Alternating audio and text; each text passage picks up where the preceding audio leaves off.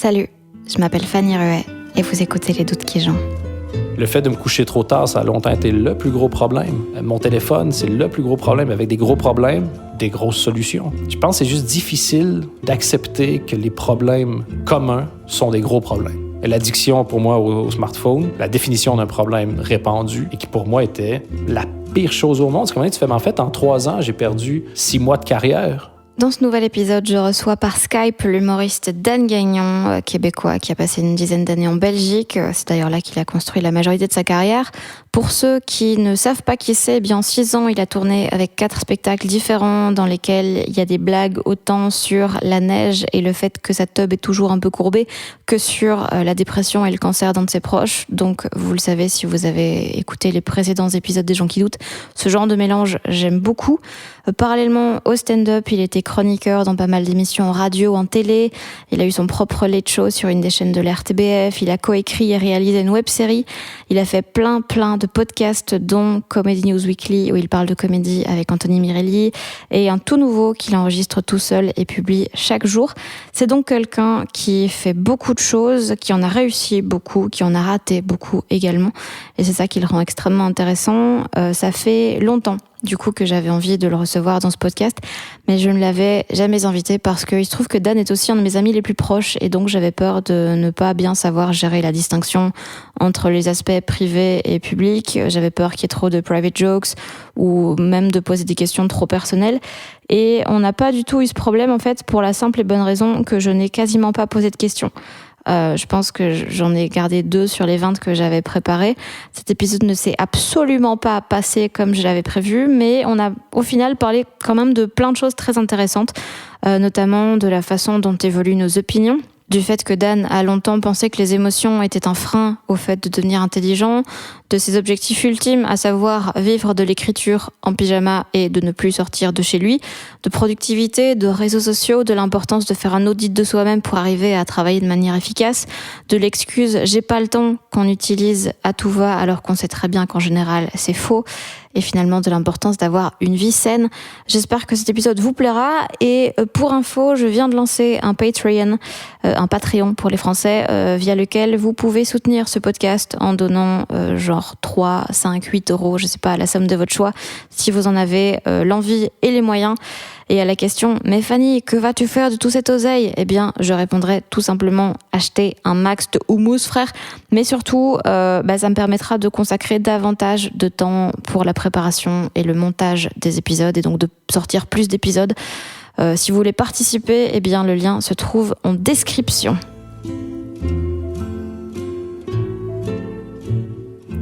Est-ce que dans le podcast, tu vas prendre ta voix de vieux sage que tu as toujours dans les podcasts? Dans Comedy News Weekly, j'ai une voix de vieux sage.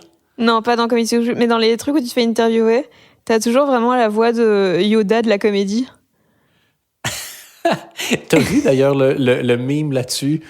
Je sais pas si tu l'as vu, c'est un dessin où quelqu'un dit je suis allé chez chez Taco Bell et j'ai and I had a gastro. Et il dit ah oui, moi j'ai juste eu un falafel. Et puis après ça, tu le vois en podcast, puis il fait je pense qu'on est vraiment les philosophes des temps modernes. Et c'est vraiment ce côté-là, genre un stand-upper quand il sur scène et un stand-upper en podcast. Donc, tu sais quoi, dis-le moi. En fait, c'est que j'essaie de pas décevoir les gens en face de moi. Et je me dis que juste faire des vannes... Oh, t'inquiète. That's who you are. C'est pour ça qu'on te fréquente. Okay. Écoute, et donc, tu me disais que ça s'était mal passé avec certains invités. Je me demande vraiment pourquoi. Écoute, en général, ça se passe bien parce qu'ils n'ont pas non plus d'attente. Donc... OK. Donc ça va. T'as basé toute ta vie là-dessus, non?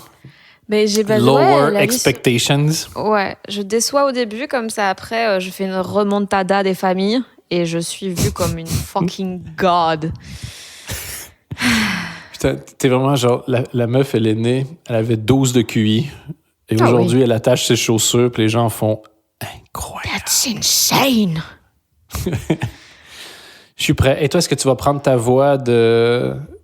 Je ne fais pas partie de la culture populaire? Ouais, je vais faire des blagues d'antidépresseurs au bout de 4 minutes pour montrer que je souffre. Toi, tu m'as fait mourir de rire quand t'as dit « Est-ce qu'on en a pas marre des blagues sur le coronavirus? » Bah écoute, c'est un moment genre... Mais j'aime bien, comme si c'était un sujet éculé, alors que des blagues de dépressifs chez les humoristes, l'humour était inventé avec ce gag. Oui, mais le truc, c'est que c'est étalé sur plus longtemps. Là, le corona, on en bouffe depuis 2 mois non-stop. Et ça me casse les couilles. Sérieux? Moi, je pensais comme toi avant, mais j'ai complètement changé mon fusil d'épaule, retourné ma Mais depuis que t'es veste. devenu sage, non? OK, je savais pas que tu faisais un nouveau podcast de roast, mais très bien. Je vais mettre au Québec, il y a une expression, on dit je vais mettre ma Switch à bitch, puis Bah, c'est quand mets tu ta veux. bitch à switch comme tu veux. Parfait. Bon, Ça veut ben, dire quoi vas-y. en vrai?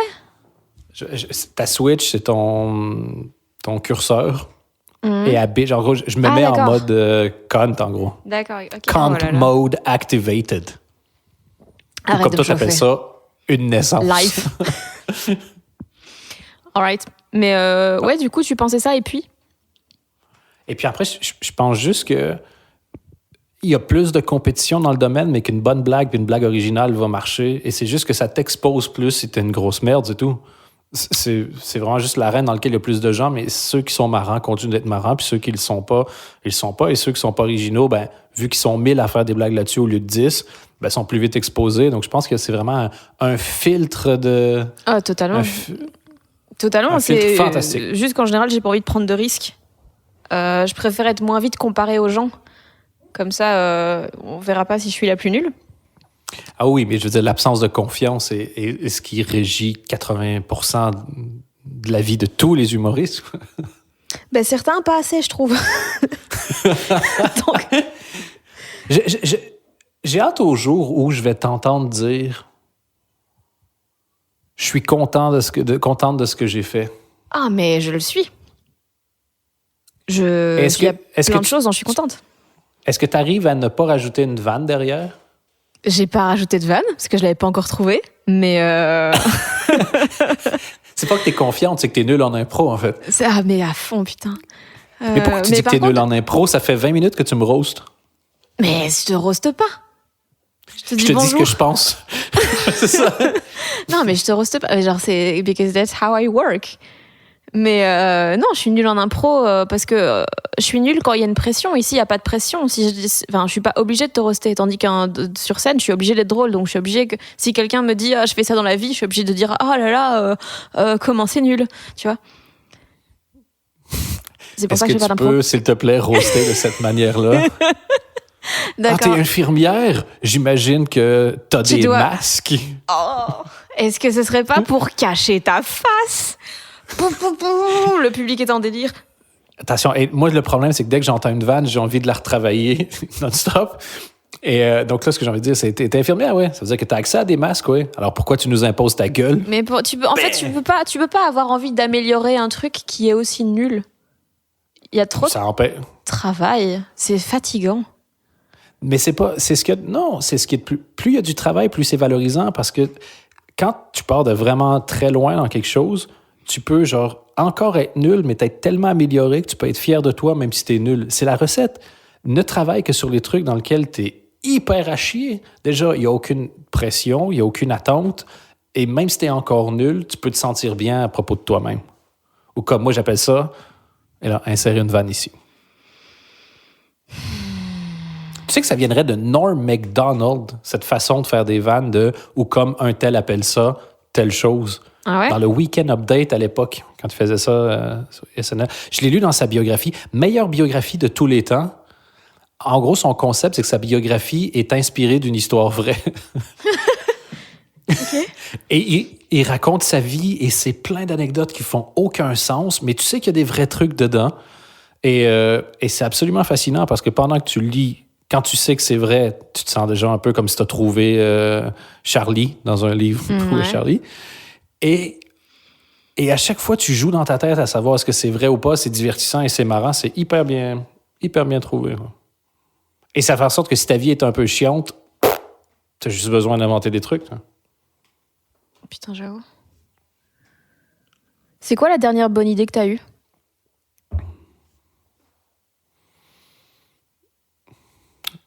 Ben déjà, là, maintenant que tu parlais d'avoir de la pression, j'ai l'impression que plus les secondes s'écoulent, plus j'ai l'air d'un crétin. Et si je réponds trop vite, j'ai l'air prétentieux. Donc ça, j'ai jamais eu de bonne idée. Ah mais non, mais peut-être qu'il y a un truc où tu t'es dit, t'as été méga fier. Moi, il y a des idées, je les ai eues, je me suis dit, mais putain, dès que j'ai terminé de masturber, je m'y mets, tu vois. Oh, moi, j'ai plus cette patience-là d'attendre.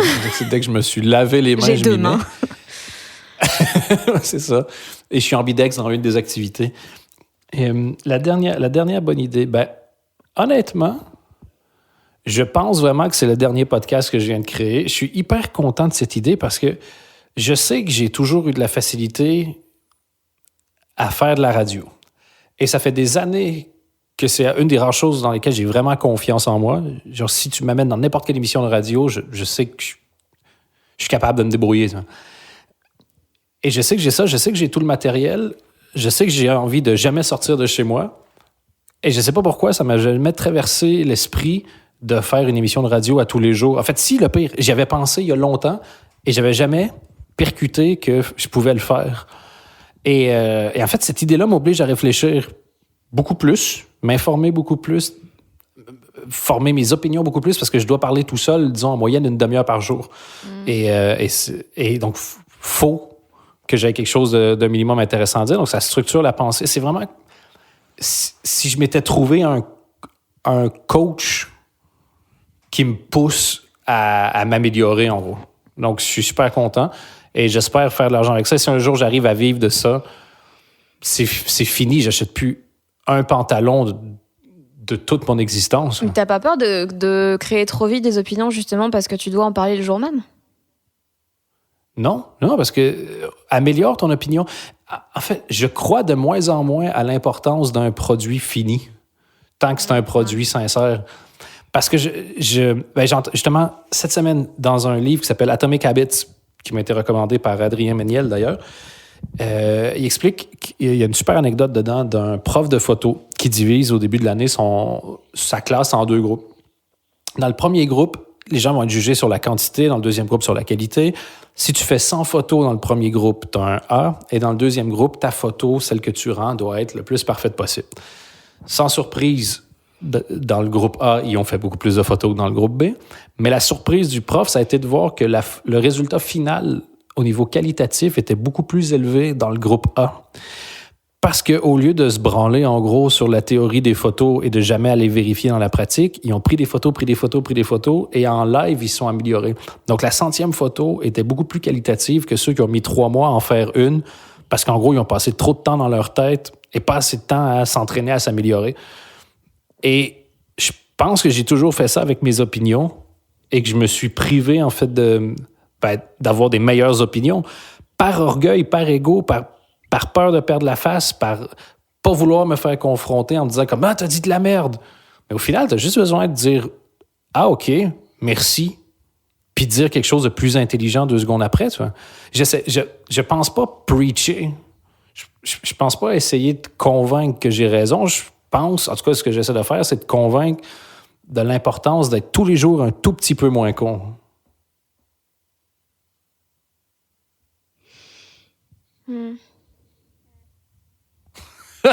Non, mais oui, c'est vrai que j'avais pas... ouais.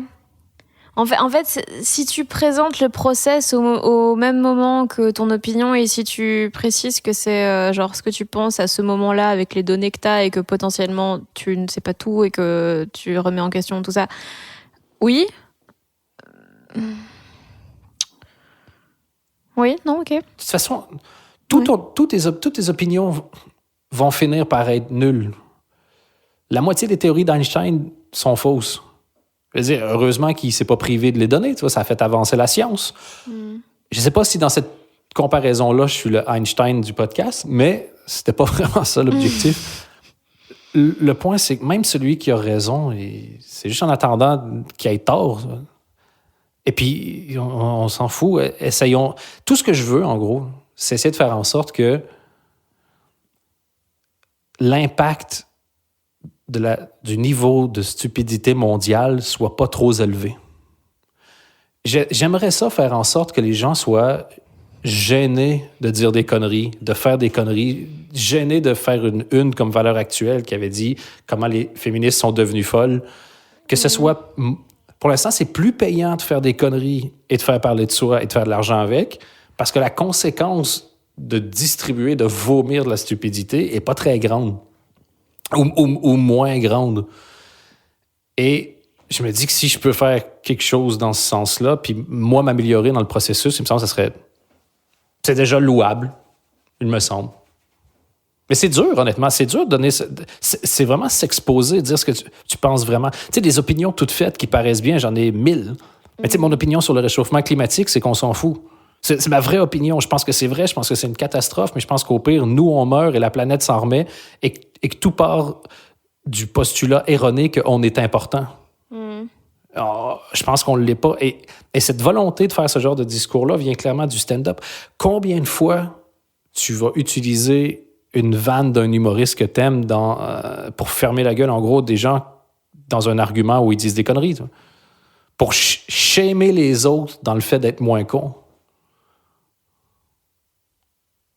Je sais que toi, par exemple, t'adores Daniel Sloss. Je suis convaincu que tu l'as utilisé au moins une fois dans tes conversations. Oh que oui. Ben, c'est ça. De nombreuses fois. Et les théories et ces théories-là que tu trouves super, il y a des grosses chances que dans 20 ans, en fait, tu trouves que c'était de la merde. Mais tu peux pas juste construire la dernière marche. Je pense. Encore une fois, si ça se trouve, ça fait partie de ce que je suis en train de dire, puis je dis de la merde, mais j'ai longtemps pensé que les émotions, c'était un frein au fait de devenir intelligent. Et profondément, si tu mets des émotions de côté, tu peux vivre la plus belle des vies. Parce que t'arrêtes de te laisser happer par n'importe quoi, tu peux te concentrer sur l'essentiel. Puis, en vieillissant, et après l'une ou l'autre thérapie... Et c'est quand que tu disais ça? Il y a encore peut-être 2 ans. Et est-ce que tu devais genre les freiner ou est-ce que pour toi c'était assez logique et inné de pas les recevoir, enfin de pas les ressentir plutôt? Je pense qu'à la base c'était une hypersensibilité qui fait en sorte que tu ressens beaucoup, que tu trouves ça désagréable, que tu commences à trouver des mécanismes pour pas trop ressentir. Ça devient automatique et même je te dirais que ça devient une fierté puis une identité d'être celui qui, dans un grand coup, reste calme, reste stable. Tu vois. Et puis tu te définis comme étant celui qui n'est pas facilement influençable. Je dis tu, mais c'est je. Là. Et puis à un moment donné, tu fais comme ah, OK, mais même ça, même le fait de vouloir être celui qui ne se laisse pas influencer par ses émotions, je le fais pourquoi? Parce que ça me valorise. Et quand ça me valorise, je me sens bien. Donc, la motivation de l'humain, quoi qu'il arrive, elle est émotionnelle. Même si tu essaies de jeter tout le système émotionnel de côté, c'est jamais vrai. Pourquoi tu es hyper rationnel? Parce que ça te valorise. Parce que c'est comme ça que tu te sens plus. Pourquoi est-ce que tu critiques les autres? Parce que ça t'aide à te définir comme toi tu veux. Et donc, au final, aimer manger du chocolat ou être très rationnel sert exactement le même but, quoi. Ressentir des émotions positives. Et je sais pas, moi, je dis pas que c'est vrai pour... En fait, si, je pense que c'est vrai pour tout le monde, mais moi, quand j'ai réalisé ça, ça m'a vraiment permis d'adoucir un peu tout ce que je faisais. Et bizarrement, maintenant que j'accepte un peu plus de ressentir les choses négatives, ben, j'aime beaucoup plus lire et regarder des films parce que ben, je connecte plus, puis ça me touche plus qu'avant. Forcément, si tu arrives à pas te sentir vraiment triste à des funérailles, c'est pas en regardant Jumanji 2 que tu vas ressentir des énormes émotions. Et comment t'as switché? Je ne sais pas comment faire autrement que commencer par accepter de ressentir les choses négatives. Ouais, mais comment on fait ça? Genre, est-ce qu'il y a un truc de face it et complète-toi dans la tristesse le temps de vraiment la ressentir et de... Ouais, c'est plutôt une pause. Tu vas dire, ah, il y a quelque chose de triste, j'ai 11 000 manières de ne pas le ressentir, ou encore, je m'arrête. Et je le laisse prendre la place que ça veut ou doit prendre. Ça m'a aussi beaucoup aidé, forcément, le cancer de ma mère, qui voilà, est dur à ignorer. Et ben voilà. Ok. Et à quel moment t'as compris que c'était pas viable sur le long terme de fonctionner comme ça? Ah, je pense que c'est très viable. C'est même génial. C'est hyper facile. Tu te promènes dans la vie, genre, mais avec une cape d'invisibilité et d'invincibilité. C'est juste que c'est génial. Mettons, j'aurais trouvé ça beaucoup plus génial si j'étais célibataire dans mon coin à faire 6 startups dans un sous-sol à Tokyo, par exemple. Mais dans une vie de famille, ben, c'est pas ouf et c'est pas spécialement le modèle que j'ai envie de montrer aux quelques personnes qui vont éventuellement devoir se fier sur moi pour voir ça ressemble à quoi être un adulte, quoi. Personne n'a envie que qui que ce soit se fie sur toi pour devenir un adulte. Mais arrête, toi-même, tu te fies sur moi pour devenir un adulte. C'est vrai. Tu es mon bébé Yoda Combien moche. de fois... Allez!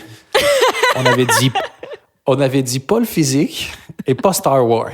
Et là, t'es 0 en 2, jeune fille. Ouais, surtout que j'ai jamais Papa vu... est pas très content de toi. Oh il ne l'a jamais été.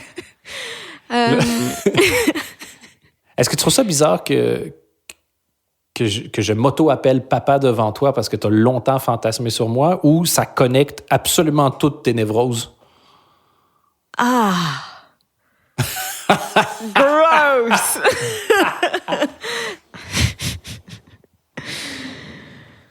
Tiens, de l'impro. Tu veux de l'impro dans ce nique ta podcast? mère. Tiens! Je déverse mon impro comme si... Allez, vas-y. Ouais. Monologue pendant 1 minute. Non. Non, t'es vraiment... tu es très main de fer dans un gant antipathique quand tu prépares ce podcast. D'office, c'est la nouvelle description du podcast. tu me dis, genre, bon, j'ai préparé quelques questions, mais peu importe. De toute façon, on sait que tu vas, genre, dire ce que tu veux. Je fais, mais... Et est passé où l'époque où tu devais mettre les invités à l'aise, dire que tu étais content de lire ça? En plus, j'ai vraiment l'impression d'être utilisé dans ton podcast parce que on est quand même assez proches. Tu as fait genre 22 numéros depuis le début et c'est vraiment au moment de la pandémie quand j'ai vu... honnêtement, oui. Et quand j'ai vu que 2-3 de tes rendez-vous avaient été annulés, tu t'es dit, bon, qui a un ordinateur et un micro est capable de m'envoyer lui-même la piste audio? Oui, parce que... Alors non, j'aurais pu faire par Skype comme une sagouin, mais là je me suis dit, écoute, quitte à faire un épisode par Skype, autant que ce soit un épisode qui devait de toute façon se faire par Skype. Donc voilà, et aussi, j'ai toujours remis à plus tard, parce que je savais pas si j'allais être capable de faire la distinction entre ce qui est public et ce qui est privé. C'est pour ça je me suis demandé. Ouais. Déjà Myriam, j'ai eu du mal, c'était mon max. Et là, du coup, je savais pas si j'allais pouvoir. Et donc, je me suis dit, au pire, on le publie pas, en fait. Bon, oui, évidemment. Et je me suis toujours demandé, parce que j'aime bien ce que tu fais, je sais qu'à une époque, tu aimais encore bien ce que je faisais. Et je me suis dit, depuis qu'elle a évolué, ça se trouve, maintenant, elle déteste ce que je fais et ça va devenir de plus en plus awkward. Mais j'espérais, à la limite, que tu me le demandes jamais et qu'on se croise, parce qu'on est amené à se croiser dans la vie de tous les jours et que tu t'en sois à la 25e saison du podcast et que tu as invité, genre... ton voisin. Et clairement, l'épisode fait sur 1 minute 22 parce qu'il n'y avait rien à dire. Et que tu dis, genre, j'ai encore des sponsors, mais c'est dur de trouver des invités. Que ça devienne vraiment l'éléphant dans la pièce entre nous. Putain, j'avoue, ça aurait été drôle. Ce que je peux faire, c'est genre ne jamais publier l'épisode et ne jamais t'en reparler. Et comme ça, on saura jamais pourquoi. Enfin, toi. Tu publies pas l'épisode, mais on en refait un à peu près tous les 6 mois que tu publies pas. Et à la fin, dans 20 ans, je lance un podcast. 6 mois avec Dan Gagnon. En fait, c'est tout un projet comme About a Boy. Tu vois, on a fait des podcasts ensemble pendant 20 ans, à tous les 6 mois. Il y a quelque chose. Mais pour vrai, je fais joli. ça toute seule depuis que j'étais chez vous en août. J'enregistre des podcasts toute seule sur comment ça avance dans le stand-up. Et j'ai genre 30 épisodes et je les ai jamais publiés. Et donc je pense que je vais tout balancer un jour ivre-caisse.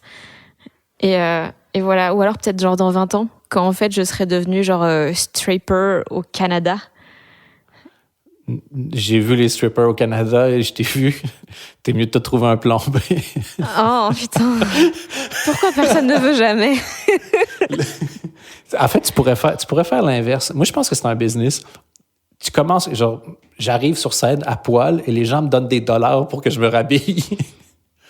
Et c'est un. Tu sais que les gens qui savent pas qu'on se connaît vraiment bien, ils vont penser que t'es un connard?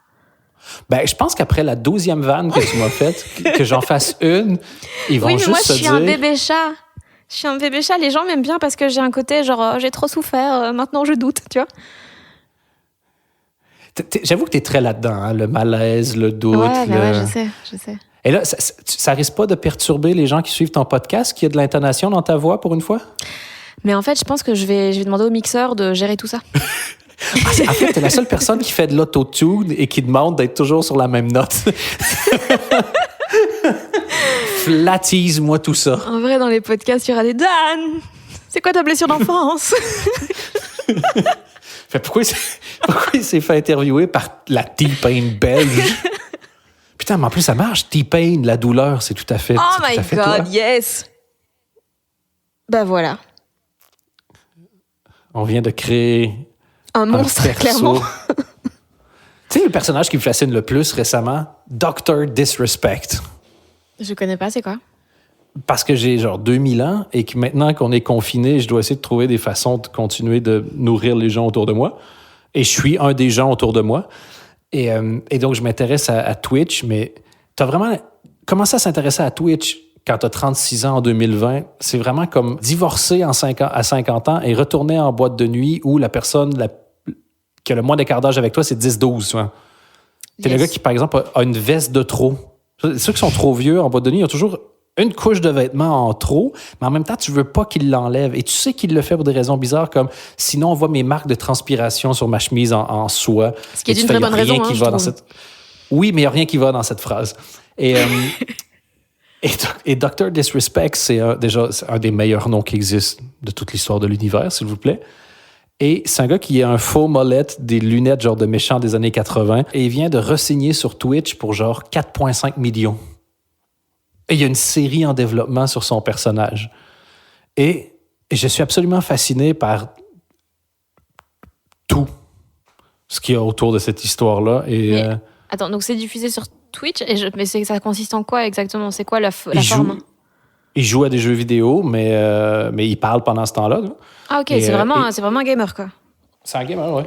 Mais là, il vient de signer un développement de série, quoi. Il va jouer dans une série.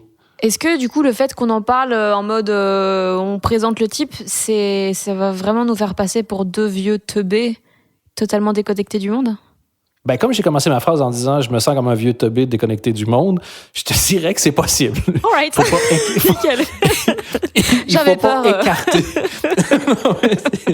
Tu es très gentil, mais je n'écarterai pas la possibilité. Non, mais en fait, ça m'intéresse. Et je me dis, en fait, je sais pas si genre, je suis à un âge pivot où Twitch, par exemple, est-ce que c'est faut que, avec humilité, je continue de m'intéresser, sinon je vais avoir 12 réseaux sociaux de retard dans un an, ou je suis celui qui veut pas vieillir, fait des trucs de jeune qui lui donnent l'air vieux. Comme celui qui trouve que rester à la maison, c'est un truc de vieux, et qui va se bourrer la gueule tous les soirs, mais qui a l'air d'avoir 52 ans quand il y en a 39, et tu fais, mec, c'est gênant, quoi. Mais en fait, la question, elle est pas là. La question, elle est, est-ce que Twitch, ça a du sens dans ce que tu veux faire? La question, c'est le fond, pas la forme. Oui, mais j'ai reçu le meilleur conseil, d'ailleurs, sur, je pense que c'est Twitter, parlant d'avoir des réseaux sociaux de retard, ou Facebook, je sais pas. Quelqu'un qui m'a juste dit, la grosse erreur, c'est juste d'arriver avec ton contenu puis le forcer dans une nouvelle plateforme. Intéresse-toi à la plateforme. Et je fais comme, oh mon Dieu, t'as raison. Et donc, je suis en train d'essayer de trouver une manière de faire du stand-up sur Twitch. Et je pense que je vais trouver, honnêtement. Je pense que je vais me planter beaucoup. Mais tu peux pas trouver du premier coup. Please crack it. Comme ça, après, je fais la même chose. Mais oui, mais c'est ça. Et j'en discute pas mal parce que c'est vraiment une obsession que j'ai depuis longtemps de faire du stand-up. Est-ce qu'on peut se passer... On peut pas se passer du public, mais on peut se passer de la présence physique du public. Et je me disais, les films ont réussi. Il y a des films comiques où t'as pas de laugh track, donc pourquoi est-ce qu'on réussirait pas? Et je suis certain qu'il y a moyen de trouver une manière de faire. Et pour l'instant, mon idée, c'est parce que donc en Twitch, les gens chattent en live et tout ça, c'est de séparer ce que tu fais en petits morceaux, en petits sketchs. Et je pense que tu dois avoir une autre personne à côté de toi qui, pendant le sketch, reprend les commentaires et te fait une espèce de best-of. Donc, tu fais ton 5-6 minutes. Puis après ça, il faut être capable d'improviser, ceci dit, là, mais tu reprends les commentaires des gens, tu fais une vanne ou deux là-dessus, tu reviens. Et puis après ça, tu repasses à ton sketch suivant. Et je pense Mais ça veut dire que tu c'est... es obligé de démarrer ça avec déjà une audience assez solide. Parce que pour trouver des bons commentaires, quand on a 4, c'est chaud, quoi. Regarde, et c'est ça que je trouve le plus intéressant, c'est que c'est juste en essayant, et ça revient à ce que je disais tout à l'heure, c'est en trouvant une solution à un problème que le problème suivant ressort. Mais tant qu'il n'est pas ressorti, tu ne peux pas trouver la solution. Ça, est excellent problème. Est-ce que tu commences en enregistrant le premier sketch, comme ça, des gens ont déjà des commentaires, comme ça, ton 5-6 premières minutes qui a déjà été diffusé, si tu veux, tu peux déjà prendre des commentaires là-dessus, puis après ça, essayer que ça tourne. Est-ce que tu acceptes de sacrifier le premier sketch? J'en sais rien. Mais je pense déjà que l'idée de le faire sans une deuxième personne est peut-être la première erreur que j'éviterais. Ouais. Peut-être. En fait, il y a ça de beau, si tu veux que les gens participent à ce que tu penses. Plus les gens pensent que ce que tu dis est stupide, plus ils sont contents de te le dire. Et donc, si tu en parles au début du processus, ils vont sortir de nulle part, les gens, te dire que tu es un crétin et que tu n'as rien compris. Mais au final, si tu es capable d'outrepasser la forme qui peut être un peu démoralisante, je crois que c'est le fond de ce qu'ils disent. Parce que si ça les touche, c'est qu'eux connaissent bien la plateforme. Leurs conseils sont finalement assez justes. Donc, en gros, mon objectif est de me laisser insulter jusqu'au succès. Insult me to the top. Eh ben, ça va être le titre, hein. D'office. Je ne suis pas à une perle près. Oh, that's my boy. On peut encore trouver des formules qui claquent. Putain, mais c'est cool, ça me donne l'impression de me rapprocher aussi du sommet. Je te dirais que si tu te fies sur moi comme Sherpa vers le succès, ça se pourrait que tu finisses par être confiné au pied de la montagne. Ouais. Mais de toute façon, t'as déjà 100 fois plus de succès que moi. Je pense que ce que j'ai plus que toi, c'est de l'argent. Mais sinon, le succès, je pense que... Ouais. Mais t'arrives à bien monétiser tes trucs, parce qu'au début, c'était ça ta faiblesse, non? C'est que t'étais quelqu'un qui avait le meilleur produit, mais qui le vendait 2,88. Ah non, je le vendais pas. Je le donnais. Ouais. T'as dû mais passer là, ça, le fait de te sentir comme une fraude dans le fait de demander de l'argent pour ce que tu fais, non? Ben, en fait, là, j'ai lancé Déjà, j'ai lancé un Patreon hier pour le podcast. Ben oui, félicitations. J'étais si fière de toi, fille. Merci. Ouais, là, je me suis dit, parce que quand même, je paye quelqu'un pour le mixage, tu vois, donc ça me coûte de l'argent de faire du contenu. Donc à un moment, je me suis dit, bon, bof. Et je me dis, si je peux caler 2 jours par mois à bosser là-dessus sans me dire, oh my god, je perds de l'argent, c'est cool. Mais ouais, non, il m'a fallu du temps pour comprendre que j'avais une légitimité à faire des choses et que des gens... En fait, le truc, c'est que j'avais pas l'habitude que des gens écoutent ce que je produis. Et j'ai toujours fait des trucs qui ont marchouillé vaguement, voire non. Et tandis que maintenant, depuis que j'ai décidé d'en avoir plus rien à foutre, bah ça fonctionne. Et ouais, maintenant que je fais exactement ce que j'ai envie de faire sans que une entreprise de type service public me donne son avis, et ben ça fonctionne. Et du coup, je peux vraiment donner aux choses la valeur que je veux qu'elles aient. Et en fait, je sais plus où j'avais lu ça, mais j'ai commencé à faire des choses uniquement si soit ça me rapporte de l'argent, soit si j'en ai envie ou si c'est obligatoire. Et depuis que je fais ça, mais putain, ma vie est tellement mieux. Et... C'est un peu la Marie Kondo de l'économie, ça. Bah, je sais pas, c'est absolument très bien. En fait, le simple fait de savoir pourquoi tu fais les choses, c'est tellement apaisant. Ouais, parce que tous les trucs que j'ai acceptés, parce que je me disais, j'ai l'impression que si les gens me le demandent, c'est qu'ils attendent ça de moi, donc c'est que je dois le faire. Et maintenant, je me dis, mais putain, si j'en ai pas envie, t'as intérêt à ce que ça me rapporte de la thune, en fait. Ouais. Ben, c'est drôle, j'avais cette réflexion-là parce qu'avec le nouveau projet de podcast, pour l'instant, au moment où on enregistre, il est disponible encore gratuitement, mais ça va pas durer longtemps. Et la réflexion que je me suis fait, c'est oui, j'ai la chance de faire le métier que je fais. Oui, c'est un beau métier. Et oui, c'est une passion, mais c'est une passion dans le cadre du travail, pas une passion dans le cadre du hobby. Et donc, une passion dans le cadre du travail, ça doit être payant d'une manière ou d'une autre. Ouais. Et je trouve qu'on a une légitimité de demander de l'argent parce que les gens sont pas obligés de le donner. Moi, je m'étais fait insulter quand j'avais proposé des masterclass en live. Ouais. C'était 2 jours chez moi. Donc, il y avait 16 heures de cours. Et je demandais 1000 balles. Et il y en a qui me disent « Ah, pour qui il se prend? Blablabla. » Je fais « Mais pour quelqu'un qui gagne sa vie avec ses connaissances, son talent puis sa passion. » Il y a 2 personnes. Ironiquement, c'est les gens qui m'avaient le plus insulté, qui m'avaient fait le plus de pub, qui m'avaient ramené les 2 clients que j'avais eus. Et après, j'ai arrêté parce que c'était vidant. Au bout des 2 journées, mais j'avais besoin d'en dormir 3. Ouais. Essayer de tout dire ce que tu sais, tout ce que tu connais, puis de profondément vouloir aider quelqu'un, mais je n'avais absolument pas l'impression de voler qui que ce soit. Tu donnes... à l'époque, j'étais dans ma 3e tournée, j'étais en train d'écrire un 4e spectacle, je venais de finir un show de télé à mon nom, j'avais fait des podcasts, j'avais fait en radio, j'ai écrit pour des gens dans différents pays, dans différentes langues, 10 ans d'expérience en comédie. J'espère que ça vaut plus que 5 francs 6 sous. Et aujourd'hui, je pense le refaire, mais en mode... comme c'est un peu la mode des masterclass sur Internet. Tu vas être le Judd Law de ton époque. Non, pas que Judd Law soit... putain, non, pas Judd Law, Judd Apatow.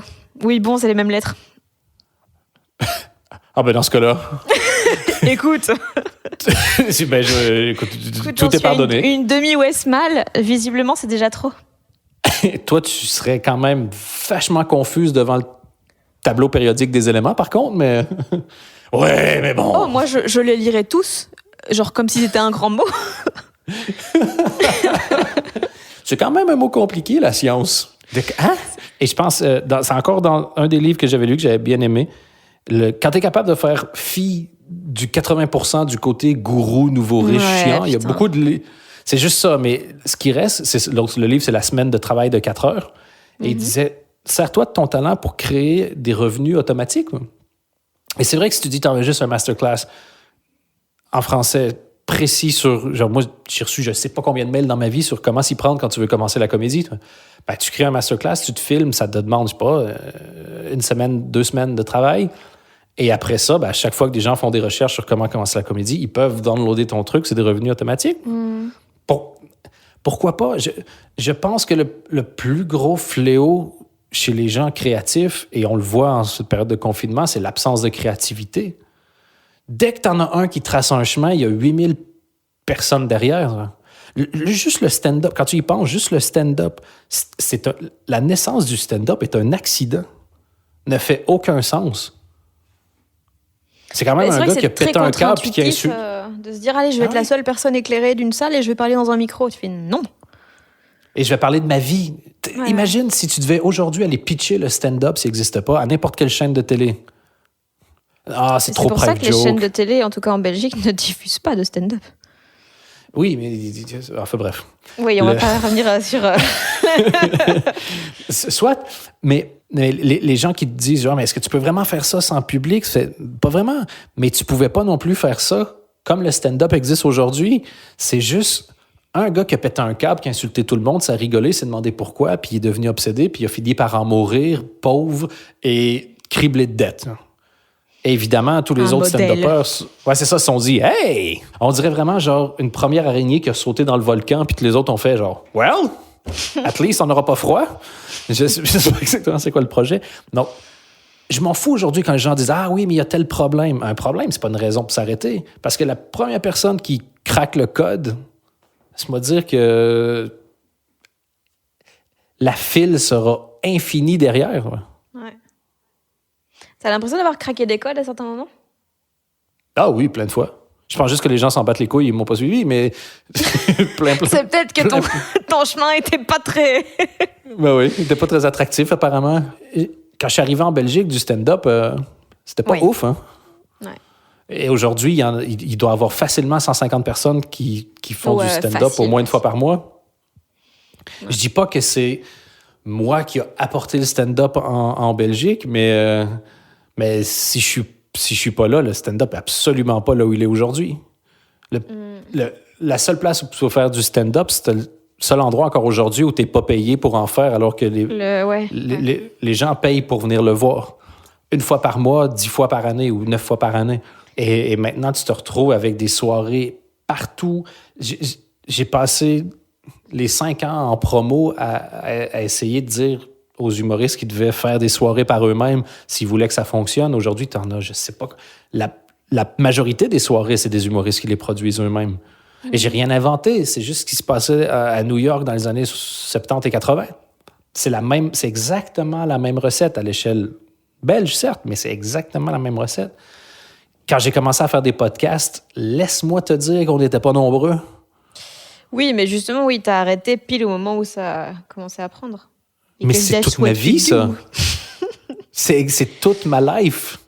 J'ai arrêté le Late Show quand j'ai déménagé au Québec alors qu'il y avait une opportunité d'en faire quelque chose de plus gros. J'ai arrêté d'être assidu en faisant des podcasts quand ça a explosé. J'ai quitté la Belgique au moment où le stand-up... Genre, quand je suis revenu 2 semaines en Belgique, j'ai fait quelques soirées de stand-up. Ils me présentent tous comme le grand-papa du stand-up, quoi.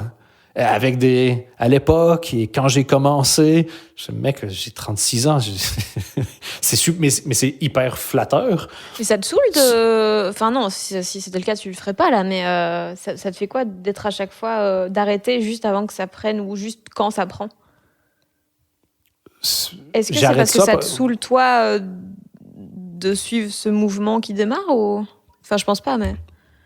Non, je pense que c'est juste une question de timing. J'ai des objectifs plus importants dans ma vie qu'une portion de ma carrière. Et je crois aussi que, naïvement, je crois que la vie s'arrêtera jamais et que je pourrai toujours y revenir.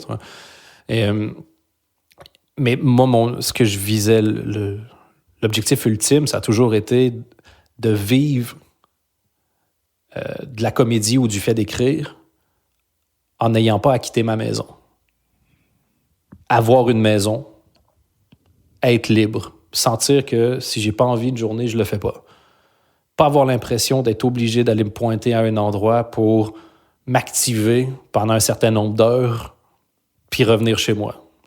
Et aujourd'hui, j'ai 36 ans, je travaille, je me suis loué un bureau depuis genre un mois. C'est le premier bureau, c'est le 4e que j'ai, c'est le premier où je me rends. J'ai installé mes lumières, mon studio un peu, et je suis super content. Je me sens libre, je vis à un endroit que j'aime, dans une maison que j'adore, dans un beau coin. Ma vie n'est pas centrée autour du travail, donc je suis meilleur au travail. Même principe que ce que tu disais tout à l'heure, quand j'ai arrêté d'en avoir quelque chose à foutre, je suis devenu meilleur.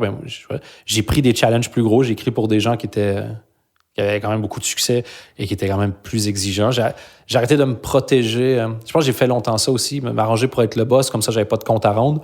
Se retrouver à avoir des comptes à rendre et... C'était chaud, honnêtement, mais je me suis amélioré. Aujourd'hui, je suis assez heureux. Et donc, là, je suis dans un endroit où je ne veux plus bouger. Donc, si là, j'arrive à recréer du succès, ben, je sais que je vais pouvoir être encore là quand le succès arrive. Parce que avoir du succès dans quelque chose et vouloir partir, c'est chiant. De dire que c'est vraiment comme vivre ta meilleure vie en vacances. Non, je veux vivre ma meilleure vie entre mes périodes de vacances. On s'en fout d'être heureux quand t'es en vacances, ça compte pas. Je veux dire, c'est facile. Arrive à ton point d'arrivée puis construis ta maison à ton point d'arrivée, pas en chemin. Comme un nomade de la progression humaine. Non, j'ai essayé une formule, mais ça n'a pas marché. Non. Donc, 1 en 2. Quand tu dis... parce que moi, j'ai jamais théorisé ça, mais c'est vrai, une des choses que je préfère actuellement, c'est ne pas avoir vraiment de patron et de pouvoir faire ce que je veux et d'avoir un peu la légitimité aujourd'hui de dire à quelqu'un, si vous m'engagez, c'est que genre, vous prenez le package complet de ce que je veux et donc, c'est moi qui décide en fait. Et j'avais jamais réalisé que c'était peut-être juste parce que j'avais la trouille que quelqu'un remette en question ce que je fais. Et du coup, comment tu dis ça a été chaud, qu'est-ce qui se passait? Ben, je dis, mais oui, mais ça dépend. Moi, c'était parce que je voulais être sûr de me sentir libre, puis à la longue, ça a arrêté d'être vrai. Toi, je pense que, de ce que je connais de toi, il y a un peu un côté inverse. Tu te faisais pas assez confiance pour dire aux gens, ce que j'ai envie de faire, c'est ça, donc vous le prenez ou vous le prenez pas. Moi, ce que j'ai envie de faire, c'est rester chez moi. Pour rester chez moi, il faut quand même vachement que j'écrive pour d'autres, pour l'instant. Tant que j'ai pas trouvé de solution pour faire du stand-up à distance ou que j'ai pas 5 000 par mois sur mon Patreon. Et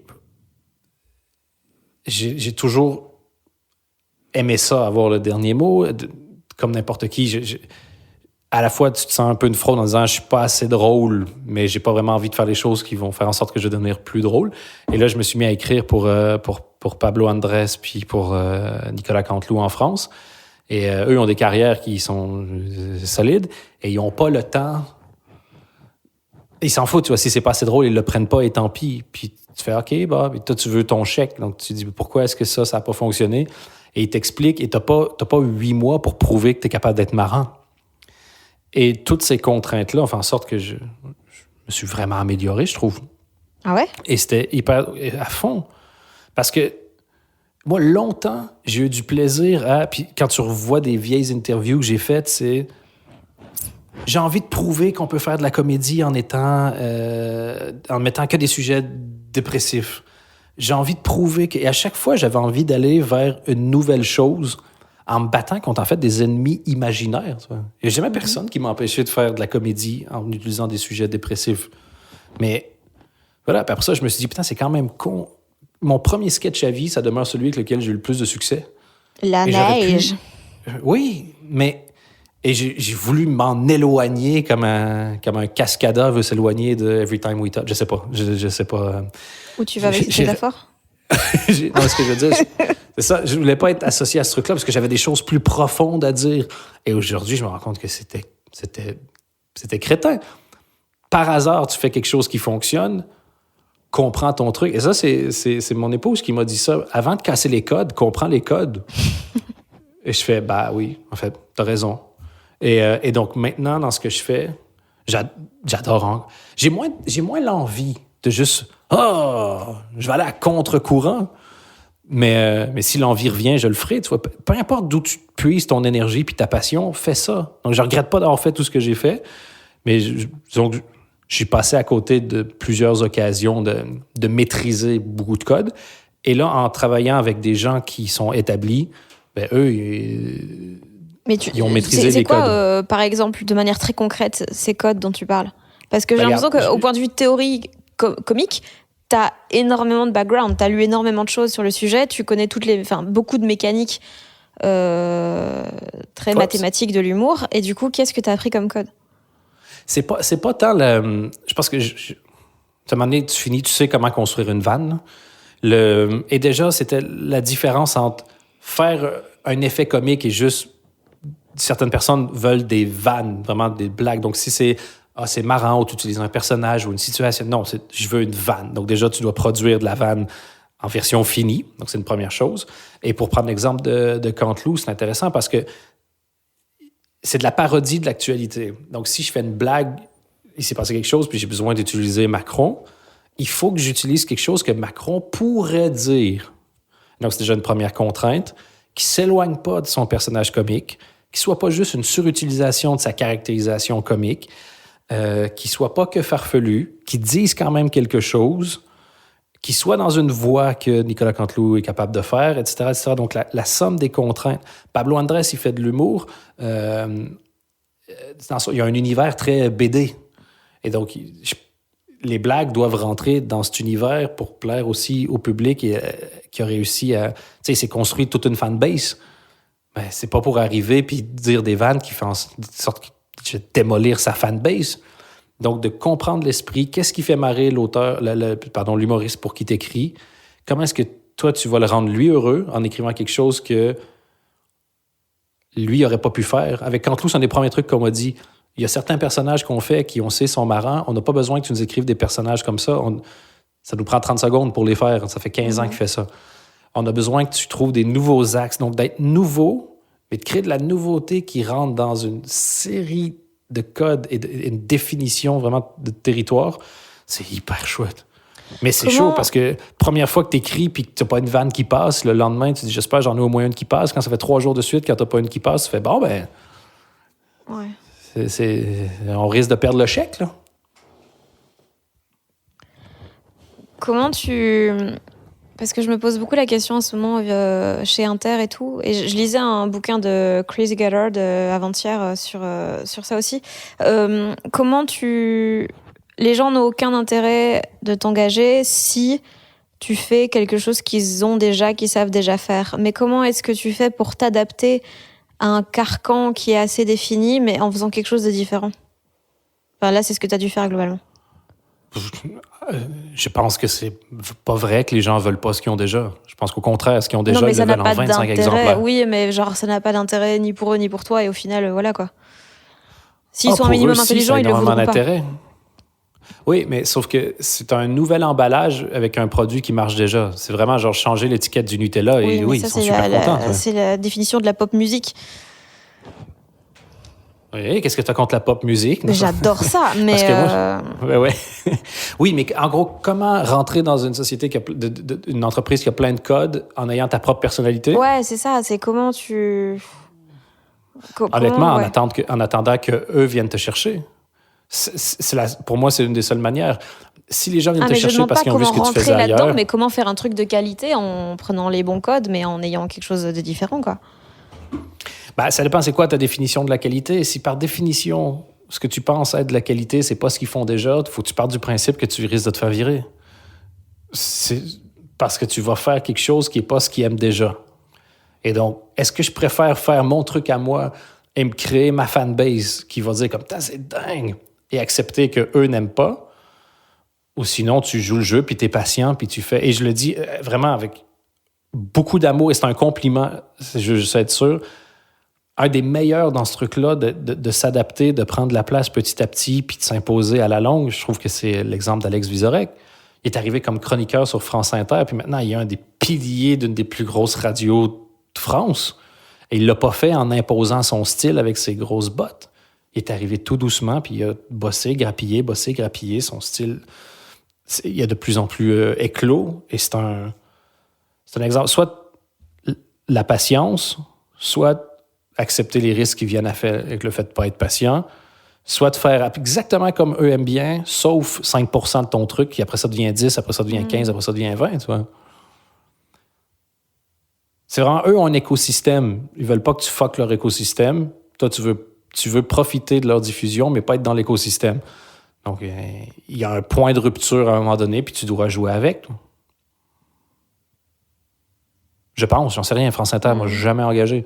J'ai eu une fois un meeting avec une chaîne française, et ce fut le seul. Comment tu bosses? Parce que genre, je sais que tu te lèves assez tôt le matin et t'écris, parce que vu qu'il y a un décalage horaire avec la Belgique, tu dois envoyer ça assez tôt. Mm-hmm. Comment t'as trouvé la discipline? La réalisation que le truc, là, c'est qu'il n'y a pas de truc. Super. C'est juste une... Non, mais c'est vraiment ça. Si tu veux... Comment tu fais pour marcher 10 km tous les jours? Je marche 10 km. Point. Je sais que si je veux atteindre quelque chose, je dois bosser. Et ce qui m'a aidé le plus, ça a été de réduire les choses. Je fais une chose par jour. 2. Là, maintenant, je suis à 3 avec le podcast, mais c'est tout. Tu te lèves, tu sais qu'aujourd'hui, tu dois écrire tant de pages de blagues. Ben, tu écris tant de pages de blagues. Tu apprends à connaître ton cerveau aussi. Moi, je sais que je suis plus efficace si je fais 15 minutes de méditation, 15 minutes de vélo, je prends ma douche, je déjeune, j'écris. Là, pendant 1 heure ou 2, je sais que je suis capable d'écrire comme si j'avais fait plusieurs heures.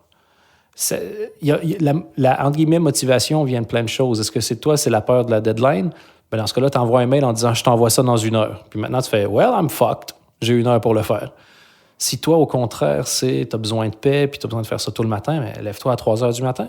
Tu dis « je dormirai de 9 à midi, peu importe. » Si tu apprends une chose par jour sur ta propre efficacité, fais un audit de toi-même. Les journées où ça a mal été, oui, OK, bon, je ne vais pas répéter ça, mais les journées où ça s'est bien passé, qu'est-ce que j'ai fait? Répète-le. Sois juste... En fait, t'es une machine, Puis c'est long d'apprendre à connaître vraiment une machine. Moi, maintenant, ça fait des années, donc je pense que je connais certains trucs, mais je continue de m'améliorer.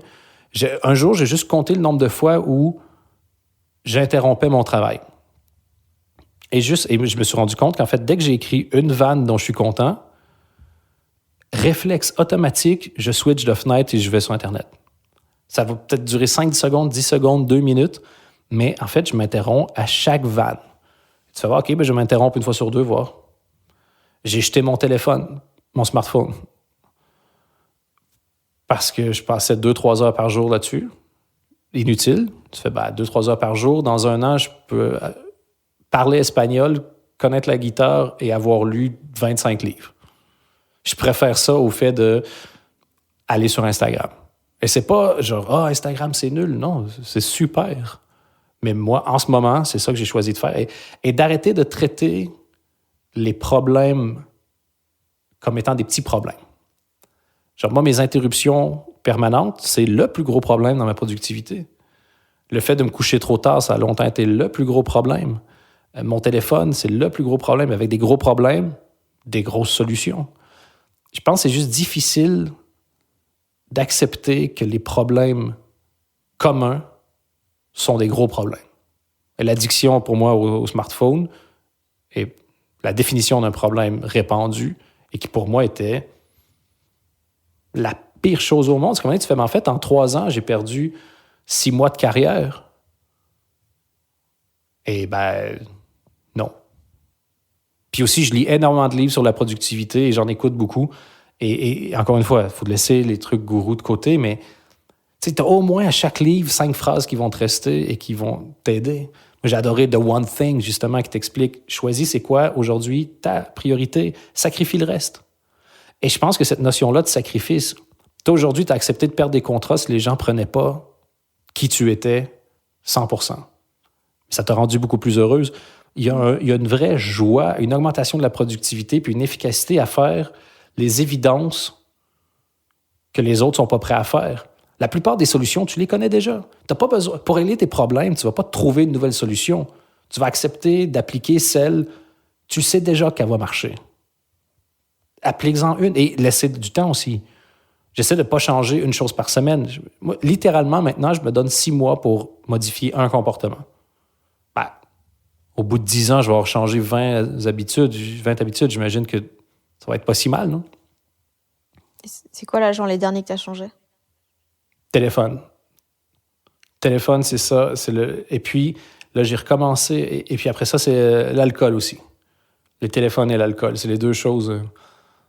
Moi, j'adore le goût de l'alcool, j'adore la sensation. Et le fait que ce soit pire de boire à 8 heures ou à 20 heures n'a jamais fait de sens pour moi.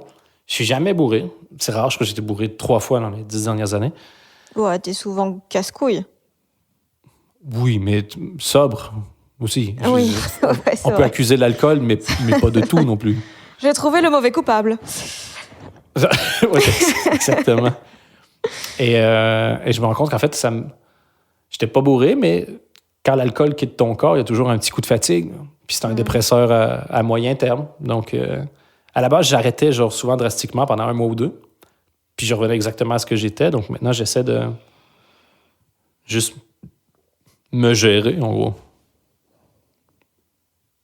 Et c'est génial d'avoir... Et je recommence à avoir de l'énergie aujourd'hui, chose que j'ai pas eue pendant 15 ans.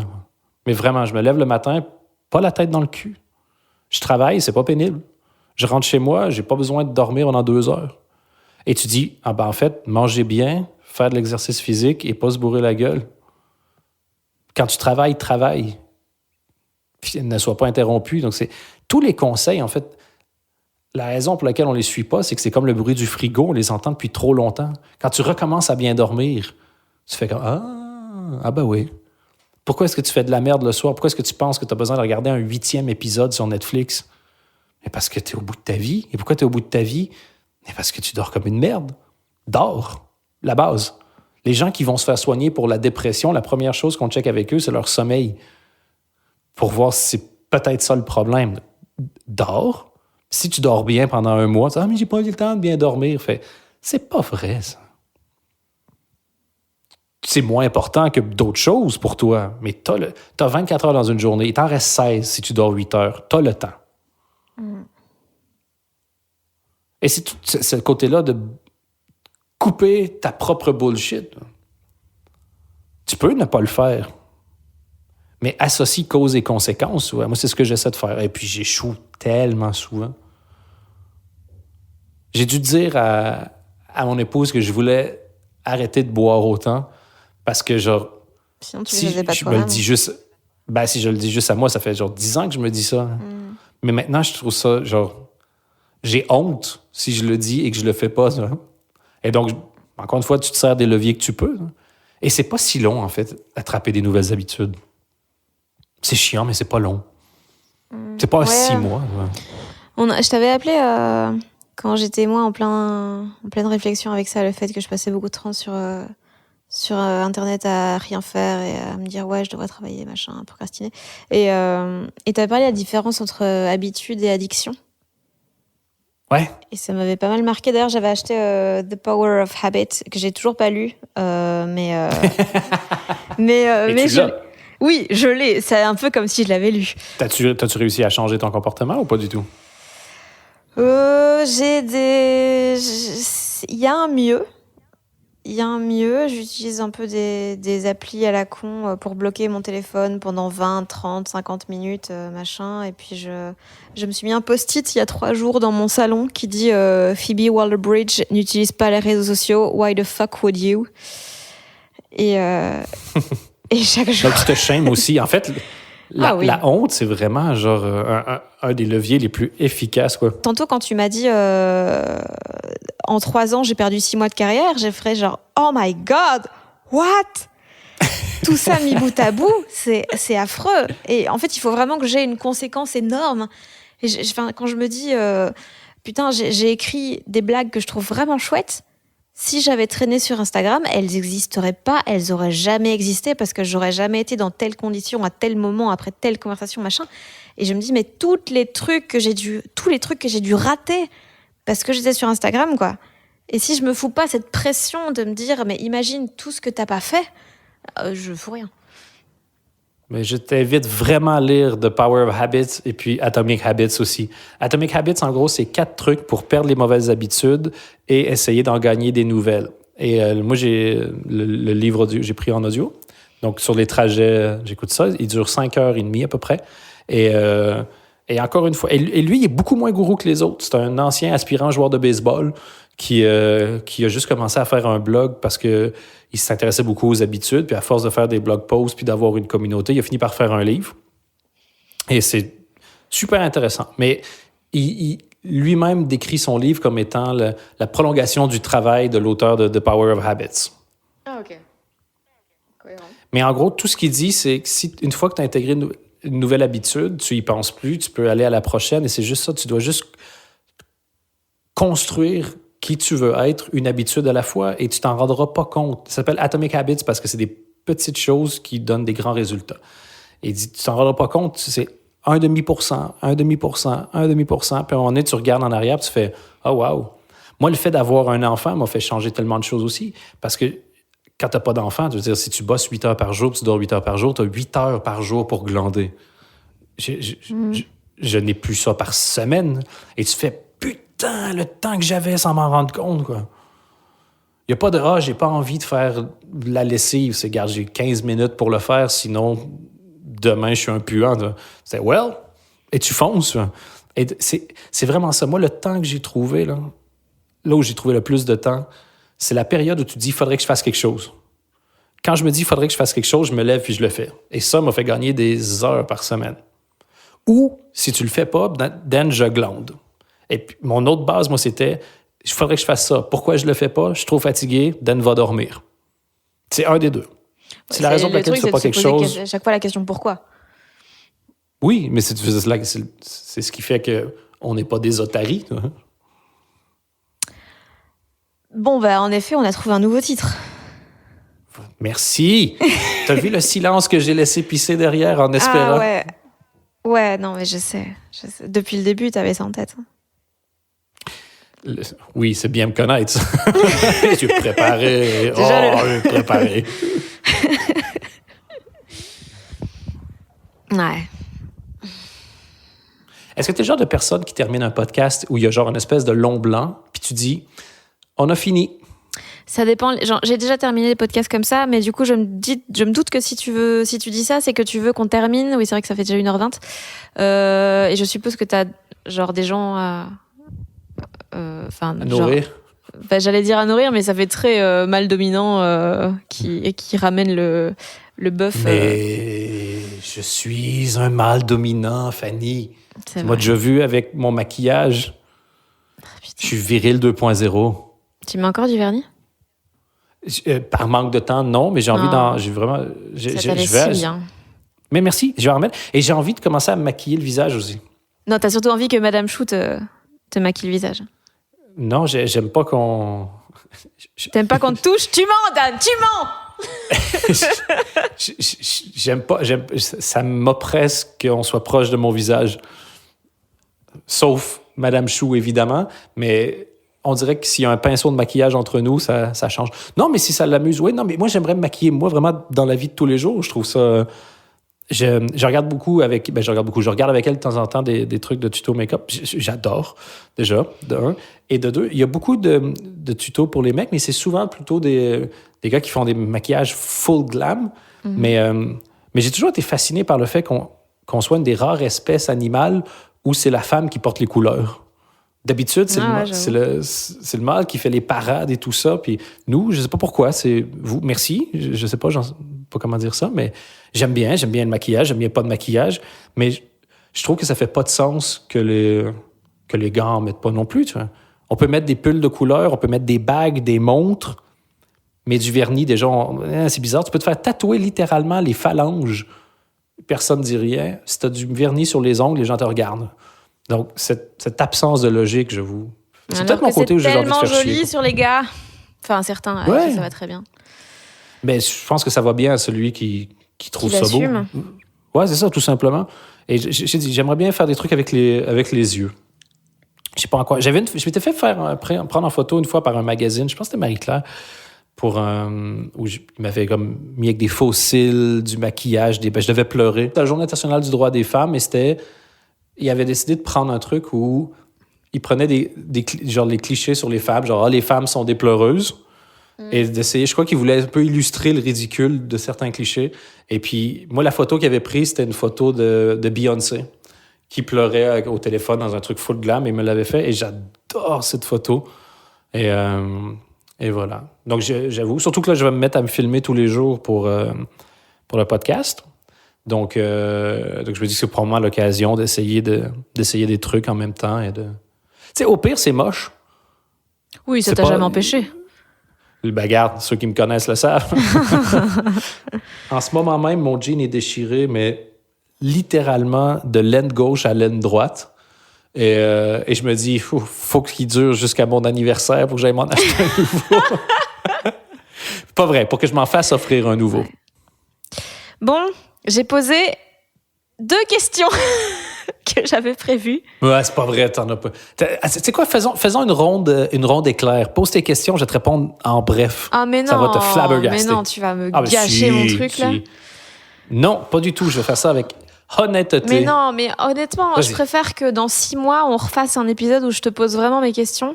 Parce que à chaque fois, c'est des trucs assez longs, en fait. Enfin, j'avais prévu de tenir 1h30 avec ça, donc... Ah ouais, quand même. Ouais, mais c'est vrai que j'aurais dû savoir avec toi il me fallait 2 questions et ça allait partir, quoi. Mais tu le savais, mais tu me l'as même dit de manière très insultante. À chaque fois, je crois en toi, Dan. Mais Erreur de base. Déjà, je te ferais remarquer que tu n'as même pas démarré le podcast. Ah putain, oui, allez, vas-y, on y va. Il n'y a pas un moment où tu as dit « Bienvenue dans les gens ». Non, c'est bonjour. Je m'appelle Fanny Ruet. Vous écoutez les gens qui...